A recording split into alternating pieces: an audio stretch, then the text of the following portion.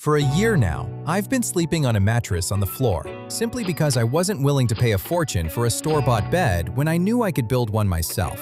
Much better, stronger, and exactly to my taste. A long time ago, I already made a 3D model of my bed in Blender. It really helped me visualize what I wanted to do, how it would look, and exactly what wood measurements I needed. I was always curious to see if it would actually turn out like the simulation. I just never got around to it. But after some comments from my parents about why I'm still sleeping on the floor, and a bit of a financial nudge, I decided it was time. The funny thing is, I planned everything in Blender with high-tech precision, but in the end, I found myself crawling on my knees like I was back in the 19th century. Anyway, according to my math, I was supposed to save a little more than half the price of a store-bought bed, but after buying the wood and the paint, I was shocked to see that the cost was half of what I expected, meaning a quarter of the store price. I bought high-quality paint, but when I started painting, I realized it was nothing like what I expected. The paint just wouldn't soak into the wood, leaving visible layers of strokes on top.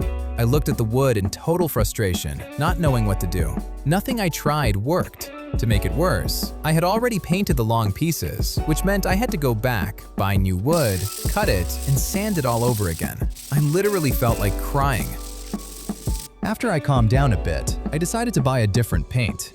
No matter what, I had to have a perfect finish. That's the most important thing to me. And of course, I had to buy new wood for everything that was ruined. To be honest, this project was harder for me than building the pergola. This required more precision, and since my tools are pretty basic, it made the joints difficult.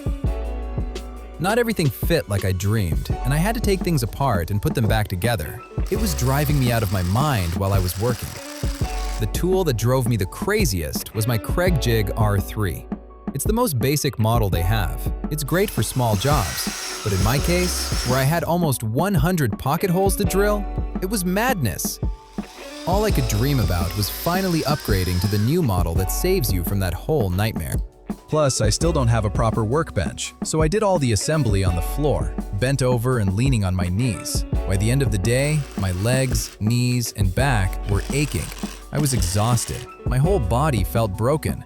But at least I finally had a bed to sleep on.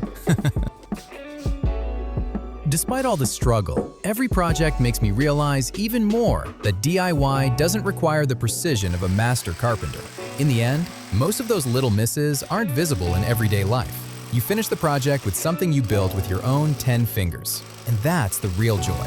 Like all my projects, none of them are perfect. But when you see it, you'll say, wow, look at the amazing job he did. I'm honestly surprised by the result. It looks exactly like the simulation. To tell you the truth, I look at my bed every day and feel an incredible sense of satisfaction.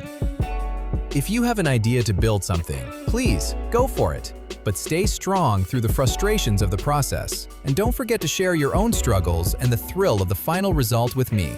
Good luck!